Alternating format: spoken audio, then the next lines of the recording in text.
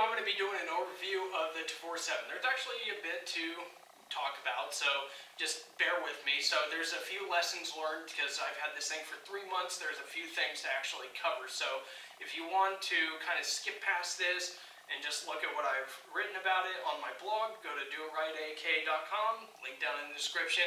Go find that article and some other stuff about some of the stuff that I have on here. So let's get started. When you first get this rifle after paying about $2,000, you're going to notice there's a few things about it. Number one, the action is going to be stiff. It's going to be a very stiff charging handle to pull back. And the pins are not going to pop out very easy. So they say you can use a live 308 cartridge. I personally do not do that. I just get a snap cap, a 308 snap cap, and I use that because it's all metal. And you're not going to recess a bullet into the case, because I've actually done that with 5.56 when I was doing that with some other rifle. I think it was the not the AUG, the original Tavor. I think I did that with the original Tavor, where I tried to use a 5.56, and I ended up recessing the bullet all the way back in, so it just had a little needle pointing out the tip, which was the tip of the bullet. But anyways, that's why I recommend just using the snap cap to disassemble this at first.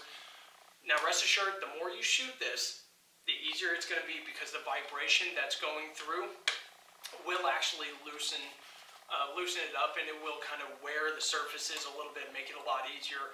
It'll also make it easier if you practice disassembling it and reassembling it.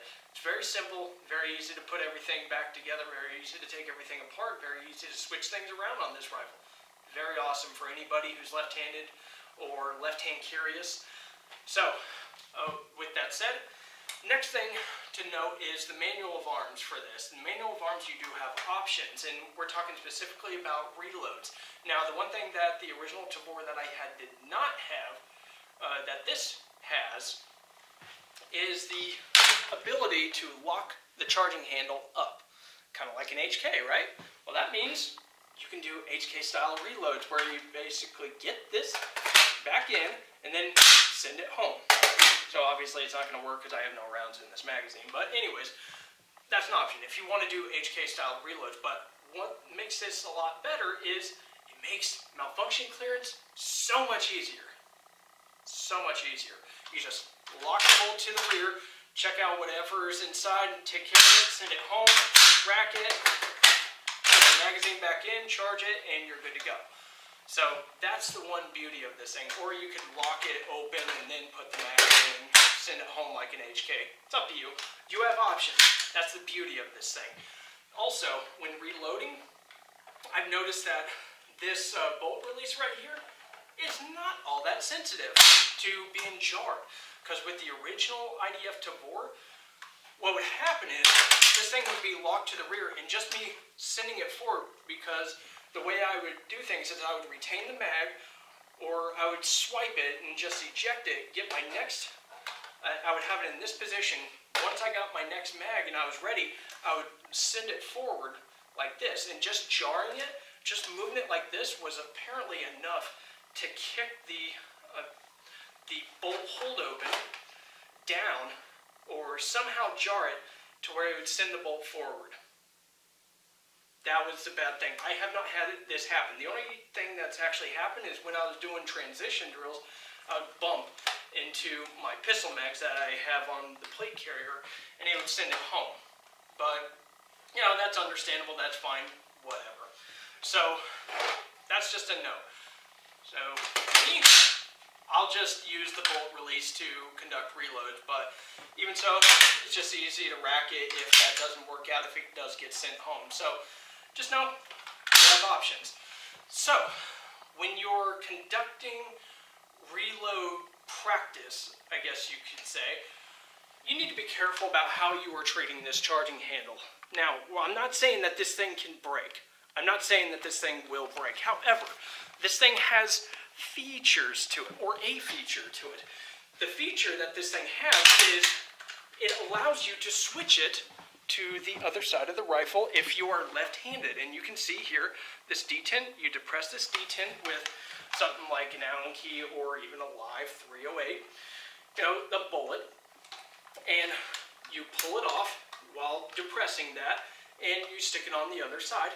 You're good to go. You got the charging handle on the other side. Right on. But what happens if you actually smack it? Well, I manhandle this thing all the time. I'll yank on this thinking that the bolt isn't locked back to the rear yet, because this is actually a pretty tight recoil spring, and I like manhandling it. But my AUG is very similar. It's got a very tight recoil spring, or a couple of recoil springs, so I really yank on it, but I'm trying to go fast to set up my next reload. So what would I do? I would karate chop it forward, and that's exactly what I did with this thing. Karate chopped it forward and sent it forward like that. I bent it forward. And then, not even thinking about it, just trying to go as fast as I could to compete with myself under a timer, I presented and I conducted my reload, and I sent the bolt home with it forward like this. Now, it has a locking arm on it, an L-shaped locking arm. This thing is held in place to where this part of it shouldn't be able to go forward, right? Well, there's a piece of polymer blocking it from doing that, and you can see a little hole for a roll pin. I'm pretty sure you're supposed to have to punch out that roll pin in order to take that off to get to the spring that's under here. There's a little spring under here keeping pressure on it, so it'll lock into this metal strip right there. Well, let's just say that I forced that open and I sent the spring flying.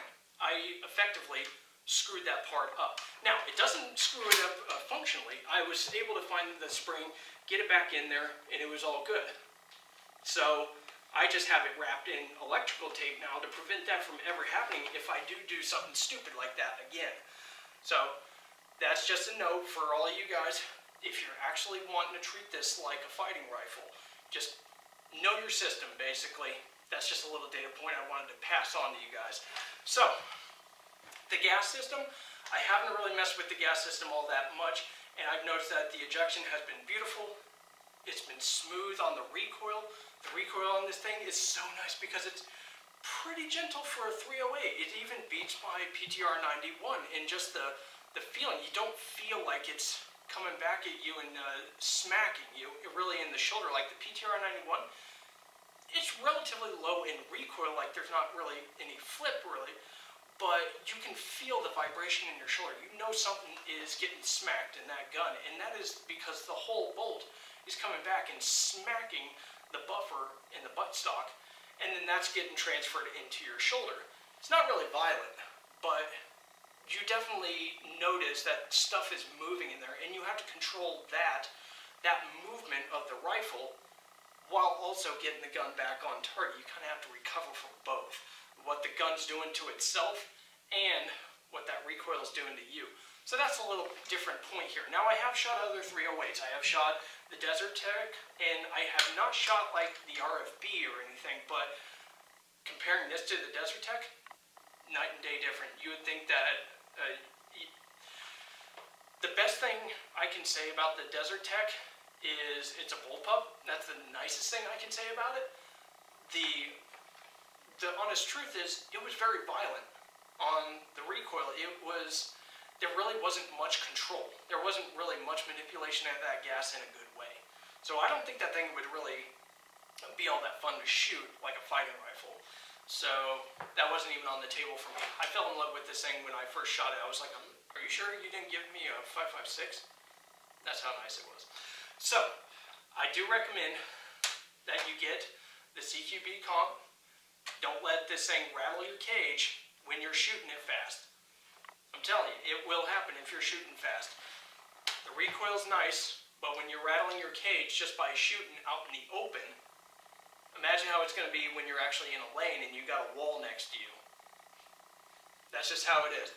I also recommend that if you're wanting to go to something like a vertical grip, probably not a good idea if you're working a lot from, a high port and then presenting out.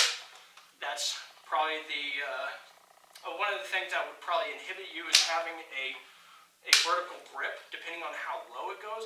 I had a Magpul one on here, didn't work out all that well, so I went to an angle forward grip, and it works out very well. I can get nice and greedy on this, not C-clamp because you got vent holes here for the gas.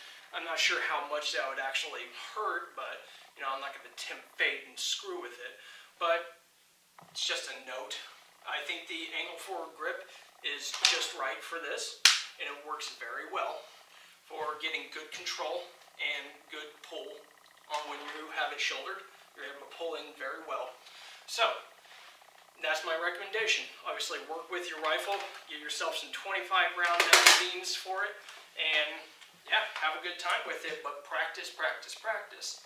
And you'll notice when you're actually using slings on this, the QD attachments, it's not going to allow the QD to spin around.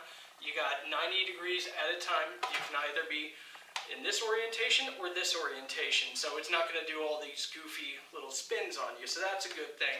But definitely practice with how you want your sling to be, because that's one thing I had to figure out. I was using a Vickers sling, the same one that I was using for my Steyr AUG. I can't do that with this one.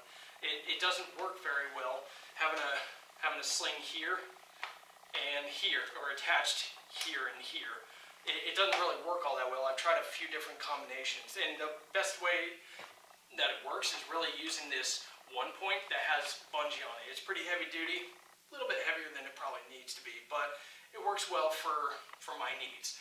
So that's just my recommendation. All told, this thing comes in at about 12 pounds with everything that I have on it. Yes, this is going to be heavy. If you don't want something that's going to be all that heavy, this is about 7-8 ounces. Well, look in my overview of the CQB comp on my article, but this thing, you'll feel it. It's pretty dense, but it controls the recoil pretty well, and it controls the flash and controls the concussion, which is the biggest thing. If you don't want to use this, go with like a bird cage or something, or a 3-prong flash hider, maybe something like the Silencer Co. or the Surefire flash hider or whatever. But don't go with something like a muzzle brake. That's just going to hurt. It'd probably hurt more than the comp does. So, and you'll probably see that in one shot. Realize the bad investment you made. But anyways, with all that said, I'm pretty happy with this rifle the way it is. It's very easy to turn this thing into a fighting rifle. Just make sure your grip is all set up the way you want it. I don't really care for the stock grip the way it is if you're going to be using this as a serious battle rifle. But it wouldn't hurt. But as far as adding lights and stuff, you're probably going to want to take that off and, you know, then add something else to make it more, you know, adaptable to your needs for your setup. So, with all that said, I appreciate you guys watching. I hope this was a little bit helpful for you guys. I've got other videos out on this, like disassembly. I'm going to be doing a cleaning and lubrication video on this in the future, but also check out my Rumble and check out my Parlor. That'll be all linked in the description below, but I appreciate you guys watching, and you guys have a good one.